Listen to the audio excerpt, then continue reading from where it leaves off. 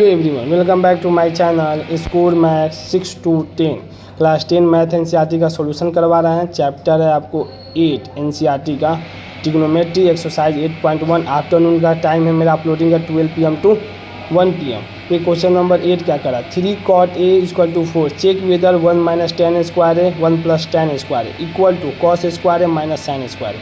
Check करना है कि 1 minus tan square plus 1 plus tan square क्या बराबर है कॉस स्क्वायर ए के माइनस साइन स्क्वायर ए के, और नॉट है या नहीं, आपको चेक करके बताना है। देखिए प्रोसेस क्या करने का, देखिए सबसे पहले क्वेश्चन लिख देखते हैं। गिवन यहाँ पर लिख दीजिएगा, यही लीजिए तो आपको कुछ नंबर मिल जाएगा, एक नंबर तो मिल ही जाएगा, हाफ नंबर। देखिए कॉट ए बराबर 4/4 है तो कॉट ए बराबर 4/3, ठीक, कॉट ए बराबर 4/3। अब ये देखिए कॉट का फार्मूला क्या होता है, यहाँ पर आ जाइए। कॉट का फार्मूला होता है B/H, B/H दीजिए। यहाँ से आपको क्या मिल गया, B मिल गया, B/H करें B/P है ना, B/P तो B मिल गया आपको 4 और P मिल गया आपको 3 और H निकालना है। H निकालना कैसे निकाल सकते हैं, हाइपोटेन्यूस, H को हाइपोटेन्यूस कहते हैं, P को परपेंडिकुलर कहते हैं, B को बेस कहते हैं। Hypotenuse find the by Pythagoras theorem. ये जो इसका नाम क्या है, जैसे इसको बोलते हैं हम लोग टी रेशियो, मतलब ट्रिग्नोमेट्री का रेशियो है ये टी रेशियो, तो उसी तरह इसका नाम है hypotenuse, hypotenuse by Pythagoras theorem. इसी को क्या बोलते हैं, पाइथागोरस थ्योरम बोलते हैं। हाइपोटेन्यूस तो निकालना है, परपेंडिकुलर निकालना, बेस निकालना, कैसे निकालना, बाई पाइथागोरस थ्योरम। बस ये बोल दिया तो आदमी को समझ में आ जाएगा कि क्या कहना चाह रहा है। देखिए एच हमें निकालना है तो H square equal to P square plus B square, तो पी का वैल्यू दिया हुआ है 3 और बी का वैल्यू दिया है 4। 3 का स्क्वायर प्लस 4 का स्क्वायर, रूट स्क्वायर हटाएंगे तो रूट लग जाएगा 9 + 14 कितना है 25, तो एच कितना आ गया 5 आ गया। अब हमें इसमें देखना है कि क्वेश्चन में क्या दिया ऊपर नीचे। tan है तो पहले tan निकाल लेंगे, tan का फार्मूला यहाँ से देख लेंगे। tan फार्मूला था P/B, P कितना दिया 3 दिया, B कितना दिया 4, तो 3/4। अब हमें इसमें पुट कर देना है, 1 माइनस tan स्क्वायर है प्लस 1 प्लस tan स्क्वायर है, तो 1 माइनस tan A, tan के तो निकाल दिया हम लोग कितना वैल्यू 3/4, तो 3/4 कर दिया। अब स्क्वायर दिया तो स्क्वायर कर देंगे, और फिर नीचे में क्या है 1 प्लस tan का वैल्यू 3/4, 3/4 का स्क्वायर है तो स्क्वायर कर देंगे। बस अब कैलकुलेशन है, देखिए 1 माइनस 3 का स्क्वायर करेंगे 9 आ जाएगा, 4 का स्क्वायर करेंगे 16 आ जाएगा, नीचे में 1 प्लस 3 का स्क्वायर 9 और 4 का स्क्वायर 16।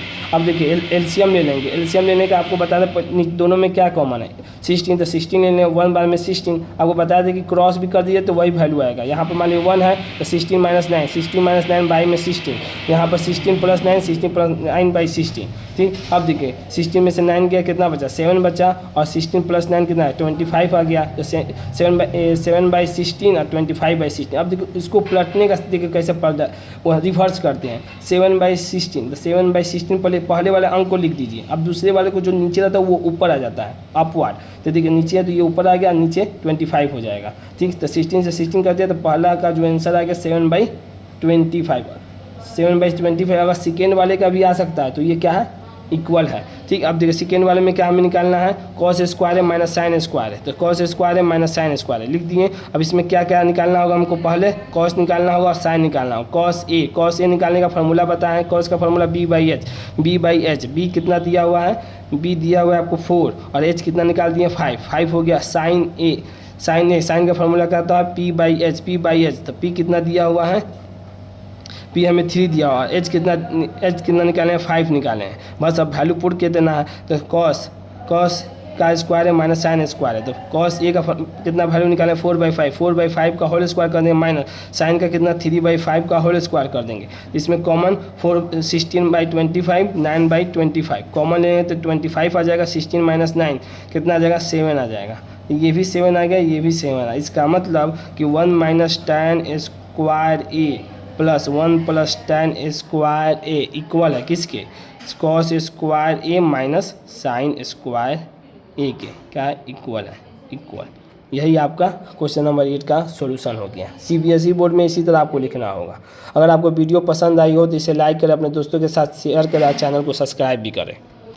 देखिए हम इंट्रेंस का भी तैयारी करवा रहे हैं, साथ साथ आपको इंट्रेंस का भी। तो देखिए इंट्रेंस के पर्पज़ से अगर आपको सॉल्व करना है तो यहाँ पर वैल्यू पुट कर देना होगा। आगे बताएंगे पुटिंग कितना, अगर tan 45 डिग्री, जो बच्चे पढ़े होंगे ट्रिग्नोमेट्री पहले से उनको समझ में आ जाएगा। tan 45 का वैल्यू होता है 1 हो। अगर हम ए की जगह पर मान लीजिए ए की जगह पर 45 डिग्री पुट करते हैं, तो देखिए यहाँ पर 45 डिग्री पुट किए तो 1 - 45 का वैल्यू का मान होता है 1 + 1, तो ये देखिए ऊपर में 0 आया तो ओवरऑल 0 आ गया। ठीक, ये 0 आ गया और यहाँ पर भी 45 पुट कीजिए, किसमें cos स्क्वायर है माइनस साइन स्क्वायर में, तो cos का 45 का वैल्यू होता है 1/√2, उसका स्क्वायर करेंगे तो 1/2 आएगा, इसका भी 1/√2 होता है, 1/2 प्लस और माइनस ये भी आ गया 0। इंट्रेंस वाले बच्चे को बताए हैं, जो मान लीजिए BHU जामिया और अलीगढ़ क्लास 10 के बाद 11 में जाने वाले हैं, उनके लिए ये ट्रिक बताएं कि आप वैल्यू से भी तुरंत आंसर निकालें। देखिए कितना इसमें बनाने में हमको लग रहा है कि 5 से 6 मिनट लग गया होगा, और उसको बनाने में हमको लग रहा है कि आपको खाली वैल्यू मुजबानी बन जाएगा 2-3 सेकंड में, 3 सेकंड में आराम से बन जाएगा। खाली वैल्यू पुट दिया, जिसको वैल्यू याद है 45 पुट किए, पता चला 0 आ गया, इसमें 45 पुट किए 0 आ गया, तो आंसर 0 हो गया। इसका मतलब ये दोनों बराबर है और कोई दिक्कत नहीं है। अगर आपको वीडियो पसंद आई हो इसे लाइक करें, अपने दोस्तों के साथ शेयर करें, चैनल को सब्सक्राइब भी करें। Thank you so much.